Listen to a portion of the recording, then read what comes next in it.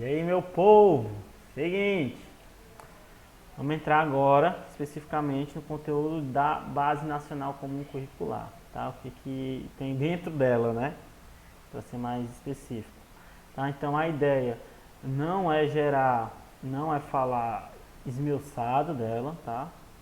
Mas tentar trazer os aspectos mais gerais e tal, como ela, como uma política pública, vai modificar a educação, como é que ela vai modificar a educação física, tá? Então, os aspectos mais específicos, acredito que vocês vão estar vendo nas disciplinas por aí. Então, no ensino infantil, no ensino fundamental, no ensino médio, na disciplina de lutas, na disciplina de esportes, enfim, a parte mais específica, vocês vão ver lá, que é para a gente ter uma visão mais geral dela enquanto política pública, enquanto mudança de rumo na educação e na educação física. Tranquilo? Então vamos nós. Diminuir o cabeção. Vamos lá. Então o objetivo hoje é compreender os aspectos introdutórios da BNCC, tá? O que a gente precisa entender primeiro? Isso é um documento normativo, ou seja, todo mundo precisa seguir ele.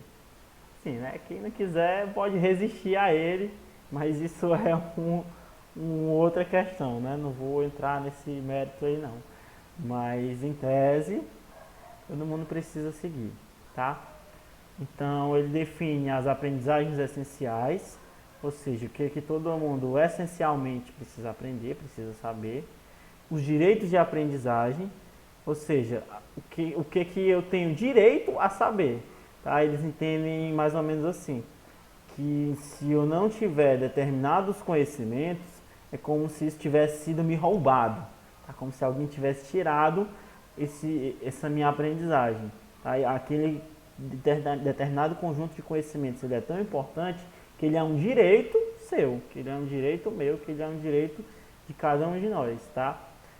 E ela define que essas aprendizagens e esses direitos de aprendizagem estão voltados ao desenvolvimento de competências. Aí, meu amigo, vamos com calma, né? Porque acho que quando a gente lê a primeira vez, ou a segunda, ou a terceira, a gente fica meio assim, diabo é isso aí. De aprendizagem, de competência, não sei o que, uma porrada de coisa aí. Uma chibatada de coisa aí de uma vez, se a gente não entende nada, vamos tentar entender isso aí, né? O que são essas competências? Vamos lá. Competência é uma mobilização, tá? Então é eu mobilizar, eu colocar em funcionamento, eu juntar uma série de conhecimentos, de habilidades e de atitudes e valores, tá? Esses conhecimentos, eles vão se dividir em conceitos e procedimentos. As habilidades vão se dividir em práticas cognitivas e socioemocionais. Vou botar o cabeçãozinho aqui, só um fininho aqui. E as atitudes e os valores, tá? Então vamos tentar pegar um exemplo prático da nossa área para a gente tentar entender melhor o que é cada uma dessas coisas. Vamos pensar em um lutadorzinho, tá? Um lutador profissional. O que esse cara precisa para ter competência em ser um lutador, tá? E vai precisar mobilizar uma série de conhecimentos. Que conhecimentos são esses? São conceitos, ou seja, ele vai precisar entender o que é a arte dele, que modalidade ele está praticando, o que é um soco, o que é um chute, o que é uma queda, qual é o tempo da luta, o que marca ponto, o que não marca, qual é o golpe que vale, qual é o golpe que não vale. Tá? Então tudo isso são conhecimentos conceituais, tá? Conhecimentos dos procedimentos. Então ele vai precisar entender o que ele precisa fazer antes de começar a luta, tá? Qual é o aquecimento que ele precisa, qual é a nutrição que ele precisa, como é que ele vai fazer para perder peso. Ele precisa ter conhecimento sobre o momento da luta, sobre os procedimentos da luta, tá? Então o que vai acontecer quando eu chegar lá, quais sinais o juiz vai me dar, o árbitro vai me dar. O que acontece nos intervalos, como é que é dita quem ganhou, quem perdeu. Então ele precisa ter conhecimento dos procedimentos daquela luta, tá? Então, ele vai precisar desenvolver uma série de habilidades. Essas habilidades são práticas, ou seja, ele precisa saber o que é chutar, ele precisa socar, ele precisa saber derrubar. Cognitivas, ou seja, ele vai precisar ter a habilidade ali de bolar uma estratégia, de mudar a estratégia, de ver quais golpes estão dando mais certo, quais não estão.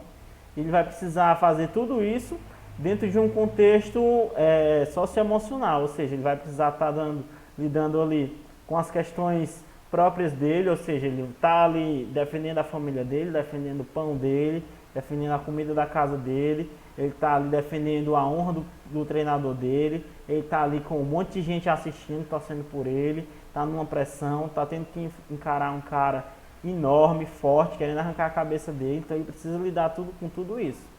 E ele também precisa ter atitudes e valores, ou seja, ele vai precisar ter a atitude correta, respeitar as regras, ele vai precisar valorizar o adversário dele, valorizar o treinador dele, valorizar a torcida que tem por ele, valorizar o patrocínio que está ajudando ele a se manter.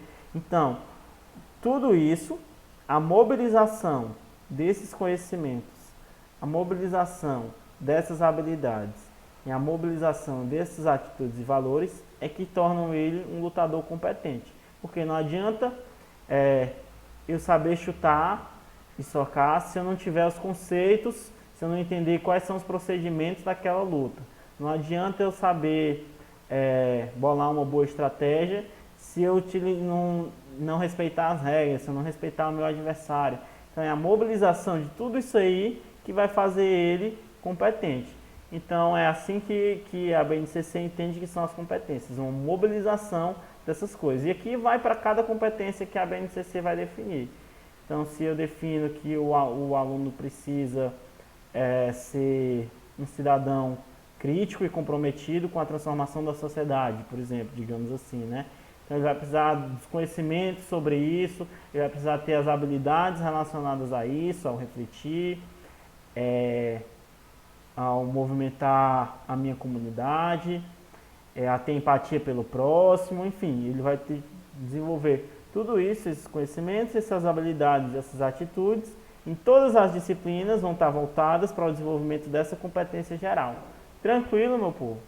Espero que tenha dado para entender aí, tá? Mas vamos com calma aí, esse assunto é um pouquinho complicado de entender mesmo.